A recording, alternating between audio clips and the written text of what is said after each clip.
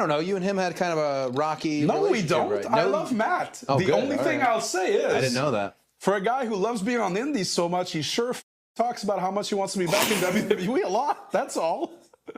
Can't call yourself king of the Indies and you're going out there telling people, I don't know why WWE hasn't signed me. I don't get it. If I was them, I definitely would have signed me.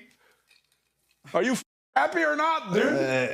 Good evening, good morning, good night, you lovelies. It is the one, the only Cappy D Barham. We are here for a review for the Federation. Alright, Smackdown, November 14th, 2025. This Smackdown had fuck all, nothing on it. But what we will be talking about very briefly, is the reaction to Blood and Guts. Okay, now, surprisingly, the reaction has been very positive for Blood and Guts. Alright, you guys know I'm not a viewership guy here, but you know, I'll spill the beans. AEW did manage to crack 650 plus for Blood and Guts. That is very fucking impressive. All of the matches are being received well, and the idea of women blading is becoming a staple in wrestling. Okay, slowly but surely, we will be getting a lot more blade jobs from our women in the Federation. Okay, Raquel Rodriguez, I'm looking at you, you fucking demon. I know what you're capable of. Give it to us already, okay? But this is a very good showing for the dub, and a lot of people are wondering how WWE compares with War Games. How are they going to compare with War Games? And a lot of people are just essentially saying that it's going to be basically fucking impossible. Okay, listen, we're not going to see some of those spots that we've seen in the women's War Games match with the women's War Games match that we've seen with AEW. Blood and Guts, blase, tomato. Listen, you're not going to see it. And the reason you're not going to see it is because WWE is a safe product, all right? They create safe content, all right, for teenagers and tweeners, unironically, tweeners, fucking 12-year-olds and 10-year-olds and shit, all right? They're not thinking of the Joe Schmo who grew up on TNA X Division and now he wants to see some of the most brightest, most technologically advanced wrestlers of this generation go at it, you know? Truth of the matter is, somebody who's watching wrestling 15, 10, 20 odd years ago, they'd be better off turning on the dub, even if they fucking despise the product, because every now and again you're gonna get a fucking grappler on there who's going to steal the show from any main eventer you got out there. It's just a simple fact of the dub, and that's exactly why they have so many fans, exactly why they're so passionately adored across the globe. It also goes into why they're so famously hated, okay? But enough dilly-dallying and yapping about the Dub Nation, okay? We're going to be talking about Friday Night Smackdown, okay? As one very talented content creator, Bob Monsoon, likes to call it Crackdown. Alright, I'm gonna have to get a real interesting name for these things, because these things fucking blow. Okay, first things first, we get fucking BFF drama between the BFFs and I don't even know what the fuck these two call each other. The Alexa Flares or something like that? Who fucking knows, right?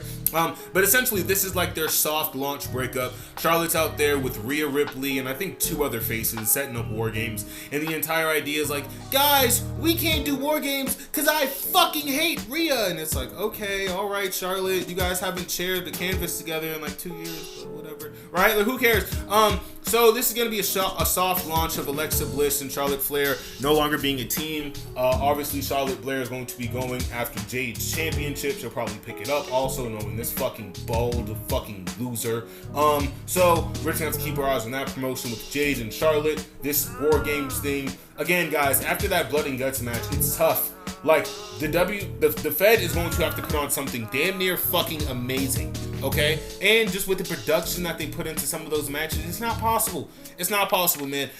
Listen, next on the card, we get Jimmy Uso. He's out there, and we learn that Jimmy Uso is going to be a part of the War Games match. We picked this information up after Jey Uso has a 5-star fucking standing ovation worthy match with The Miz.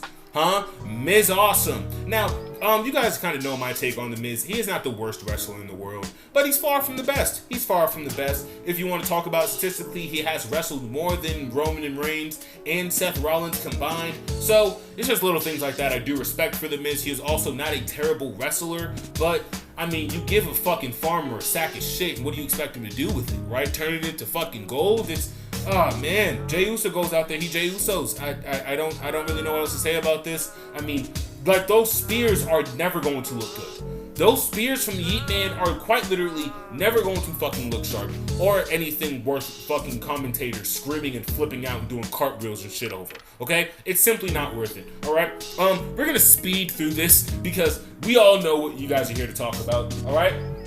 Woo, woo, woo, you blew it, okay? Zack Ryder goes out there. Now, there's a very famous clip of Kevin Owens kind of ribbing Matt Cardona on the world stage about damn near begging to go back to WWE. Now, here's my thing. As a aspiring wrestler, I can understand the luster of going towards the Federation. Getting a Federation fucking payday must be amazing with the right circumstances and the right kind of with the right kind of circumstances and the right kind of abilities, right? That must be amazing. What we have to know for certain, right? What we have to know for certain is that there is not a single universe where Matt Cardona is supposed to be going over on anybody in a WWE show. So for him to even be on the product, it is a confirmed loss. Here's the issue with that. Matt Cardona has now worked himself into a god tier position where if you are an indie cat, if you are a cat on the indies, wrestling Matt Cardona is meeting John Cena. It is meeting Jay Leno, right? Matt Cardona has ran the indies for a fucking loop and he has made a big fucking bag off of it. Okay? Anytime Chelsea Green goes out there and she does something in the fucking sticks of the UK or the sticks of Mexico just to get a Fed paycheck, what do you think Matt Cardona's doing? Do you think Matt Cardona isn't walking into every single Mexican basement with a fucking lucha mask going, woo, woo, woo? Listen, all I'm saying is that Matt Cardona has worked himself into a position where he shouldn't be eating pins, okay? An LA Knight versus Matt Cardona in 2025 is quite literally like the fucking unmovable object versus the unstoppable fucking force. It is, I couldn't believe I was watching it with my own eyes. Because in my mind, I'm like, are these guys both going to fucking lose this tournament match? By the way, tournament for John Cena's last fucking match. Bullshit.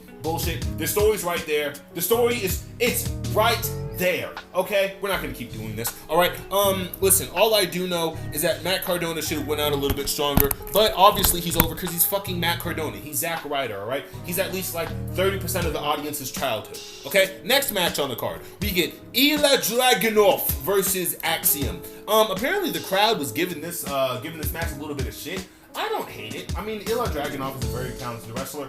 Axiom is very, very technically gifted. I fear, though, that because he is in this group, he does not have as much edge. I don't mean turn him heel. I simply mean just give him a little bit of fucking character, okay? Have him stop talking. Maybe that's a little fucking weird, right? Maybe that's like quote-unquote racist to say. But listen, he's a luchador who speaks, and he has an amazing in-ring ability, but he can't seem to get off the fucking tag roster. Something's disconnecting there. And maybe it's just that he needs to shut the fuck up. Who knows? Who knows what it is? But Axiom goes out there. He has a pretty, like, 3.5-star match with Ilya, and Ilya obviously retains. I do not know where Ilya is going to be going for the remainder of this title run. Maybe we're just going to keep doing open challenges. But I'm going to be honest, if these open challenges don't start getting some kind of story somewhere in there, we're missing the ball. Karrion Kross would be a perfect fucking placeholder. A perfect placeholder. You could even extend this like, oh, I couldn't catch Sammy, but I caught Ilya. There's something there, right? I'm just kind of spitballing. Last match on the card, we get a god-awful interjection of Cody Rhodes and the Vision. Why the fuck are the Vision on every single break? I swear, the Vision are... Okay, we get this forced fucking interaction between Cody Rhodes, Mr. Libations, Paul Heyman, okay, and the fucking no-names. Now, can somebody explain to me why the fucking no-names are on SmackDown and Raw? Are they gonna be on fucking NXT, Evolve, huh? Fucking LFG? Like, when does this shit stop? Bronson Reed has now had 3 matches in the course of 3 months. 2 of them with Roman Reigns, 1 of them with Cody Rhodes. The face of the company. Why the fuck is Braun Breaker just sitting in catering? Can somebody humbly answer me that? Why Braun Breaker gets to sit on Paul Heyman's lap anytime Bronson Reed gets fed one of the biggest fucking matches, arguably of their fucking career. Hey, we're gonna have you go against Roman Reigns and fucking eat a pin against the barricade and still get DQ'd out for a victory. Hey, we're gonna have you Tsunami Roman Reigns 16 times. Okay, the finish of this SmackDown is Drew McIntyre, Braun Breaker, and fucking Logan Paul, the walking prime bottle, fucking interrupting all of this match. What the fuck is the point of this show? What's the point of it even? What's the point? Every single fucking episode, every single Raw, SmackDown, it involves the no names. It involves war games. Listen, that rant at the beginning of the video was just to show you the construction of War Games versus Blood and Guts. Dude, I fucking kick AEW's back in for not properly building the women's Blood and Guts match. 1,000,000% I did. Because it's disrespectful to have Jamie Hayter go out there and a month later, no contendants are fucking voiced for this match. But men's Blood and Guts match built, constructed, and confirmed the exact same day. Absolute bullshit. Something I can hold AEW accountable for. But the execution was fucking godly. One of the best pay-per-views of the fucking year for them. Or you can even, wasn't even a pay-per-view. Look at me catching myself. Wasn't even a fucking pay-per-view. One of the best premium live events. That was an actual premium live event from the fucking dub. Okay? $3.99. And we're supposed to sit here and compare this shit to War Games. Fuck out of here, man. Fuck out of here. Listen, Cody versus Drew. This is a dead horse. I mean, Logan Paul's in here because he's fucking like 9.9% fucking shareholder in TKO due to the Prime bottles. I'm not moved by it. I'm not entertained. I think the rivalries that we could be setting up here are so clear, they're so obvious, and they're so in our face. But instead, we're getting Usos, Punk, Cody versus the fucking no-names, the walking Prime bottle, okay, and Drew McIntyre. Instead of Drew McIntyre going for the US title, having a god-tier mid-card run, whatever. Whatever you could imagine for Drew McIntyre. Maybe he's warring with the face Shinsuke Nakamura, and we get a best of 5 between Shinsuke and Drew McIntyre. You niggas wouldn't want to watch that? I guess Road Dogg doesn't. Road Dogg doesn't want to watch anything you niggas want to watch. And that's why we're getting fucking, The Miz versus Jey Uso in a bullshit no story match, which by the way could have such an easy, simple story. Hey, you're a fake superstar, I'm a real superstar. Let me show you how this reality TV star really go. Let me show you how this reality TV star shit really go. And Miz is just an undeniable asshole to Jey Uso, one of the more over mid-carders. It's so fucking simple.